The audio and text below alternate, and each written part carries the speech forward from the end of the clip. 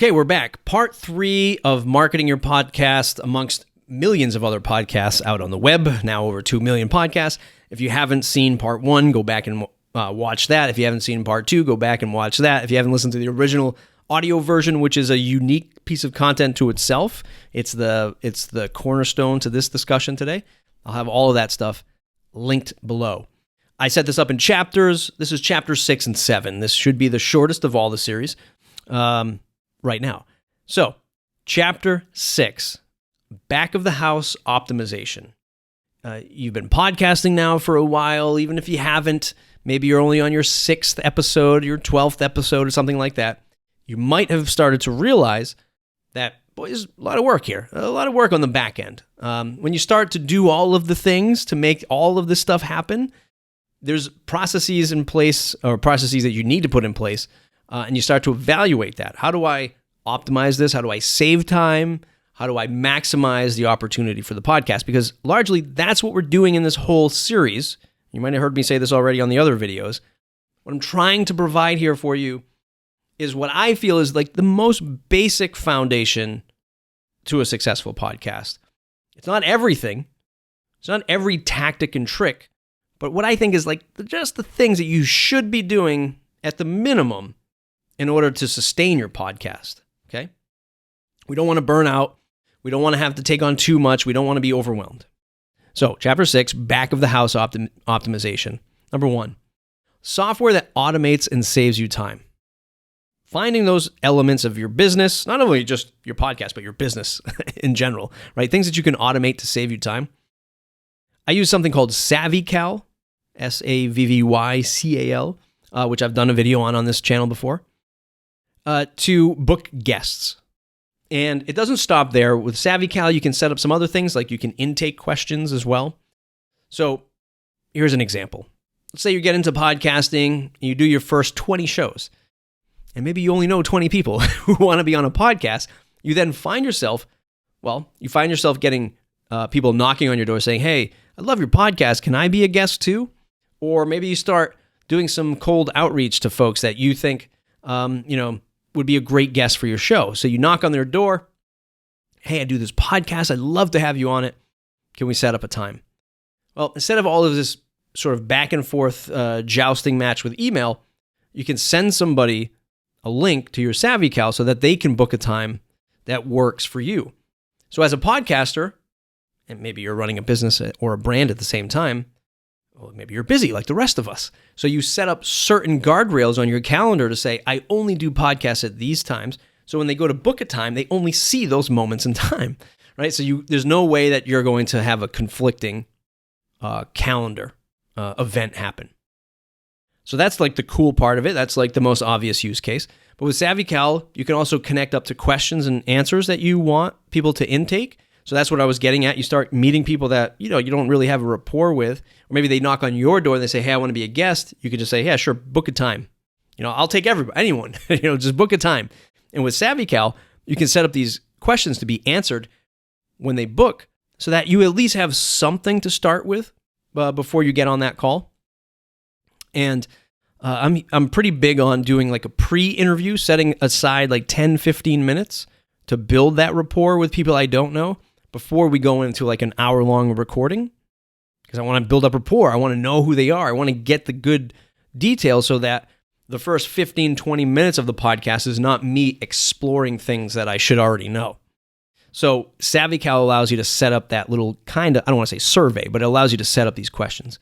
And then it also connects up to other recording places, at most notably like Zoom or something like that, where it creates that and sends that all to the person. So there's a lot of back of the house stuff there that you just don't have to send out in an email. You don't have to ask the question in an email. You don't have to send the Zoom link in an email. It just does it all for you. It's quite obvious once you see it work. And it saves you, it saves you a couple minutes per episode, but that's hours out of the year, right? When you start booking episodes maybe every single week. So software that automates, look for things like that. Number 2, building out a press kit downloadable or a section on your website where people can download information about you it goes both ways. It could be you as a guest if you want to be on another podcast, or you as a host, so that they know types of questions you ask, what's your background, so that they can, reverse engineer this rapport thing, right? They can get to know who you are and what kind of questions you ask. And you can highlight other parts of the show. Also did a video on that using canva.com, which is a free design tool. They actually have press kit templates, which I didn't even realize they had it when I recorded the original video. And I just used a resume template to do that. And you can do that too if you want.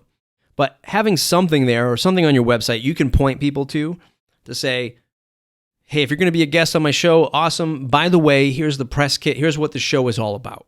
Here's the types of questions I like to ask. Or if you're going to be a guest on somebody else's show, here's who I am. Here's what I'm all about. Here's my, accolades and resume, et cetera, et cetera.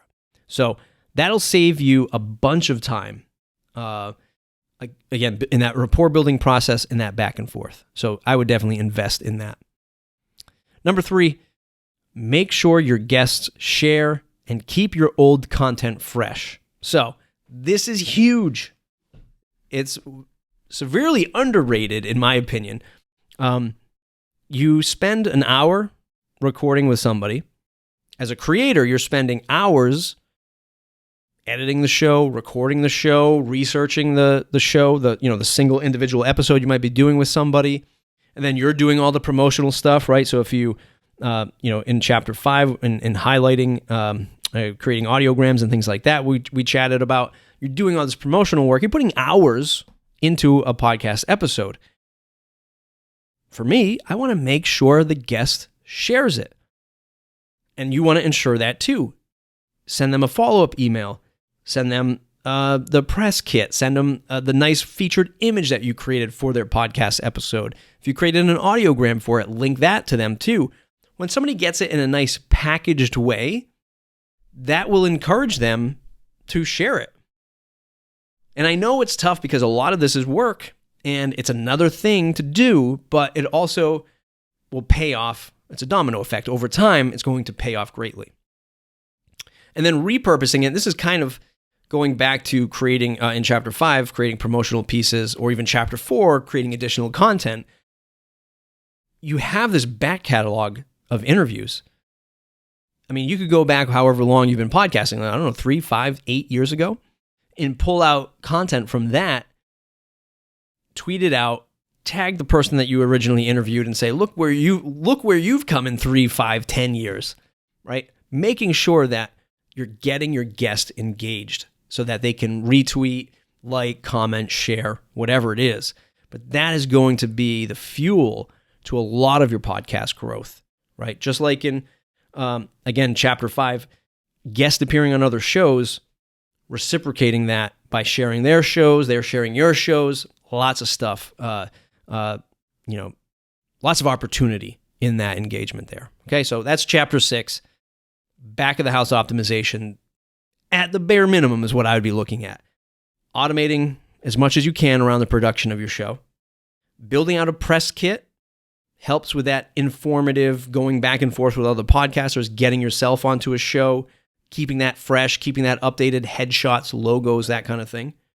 And then just the grind of making sure that your guests continue to share your episodes. Chapter 7, the wrap-up. Hopefully you've watched all of this in one nice stream. Hopefully I didn't bore you too much. Look, at the end of the day, it's lots of work. It's lots of work to create a podcast. It's lots of work to promote a podcast. But in the long run, this stuff pays off. And the items that I've highlighted, again, it's not everything. It's not everything you can, should, or would do for a podcast. It's just the fundamental pieces of each section that I've highlighted. Again, the mindset, what it takes to sustain your podcast journey. That's chapter 2, mindset. Chapter 3, the fundamental parts to marketing your podcast, website, email, blog. Chapter 4, working towards additional content. You've made the podcast. Now what? Create more content, right? I know a lot of us don't want to hear it, but there's smart ways to do it. Chapter 5, the promotional pieces. How do you promote it? How do you get it out on social media? How do you get the word out about your podcast to grow your audience? Chapter 6, we just talked about this. Optimize this stuff. All of these wheels are turning. Now, how do we optimize it? How do we create processes that smooth this stuff all out? That's the best structure or framework that I think that I've followed now for the last 8 years and that I encourage others to do. So lots of work. Find the process, define the process, refine the process. Find what works, what doesn't. You know, it's just like posting on social media. The number one question is, what social media channel should I post my podcast on? Every single one of them. You know, how many times should I post? As much as you possibly can, every hour of the day. Whoa, that's too much. That's way too much work. Yes, I know. So if it's too much work, dial it back, find the cadence that you're happy with, and start with that. Create a process around it. Twice a week, once a week, twice a month, whatever it is. Find a process, define it, and then refine it over time. That's what's going to help you stand out amongst millions now of other podcasts that are out there on the web. I hope you liked today's video. Thumbs up if you do. Subscribe to the channel if you want more stuff like that. Leave us comments below. How are you getting your podcast out there? How are you marketing it?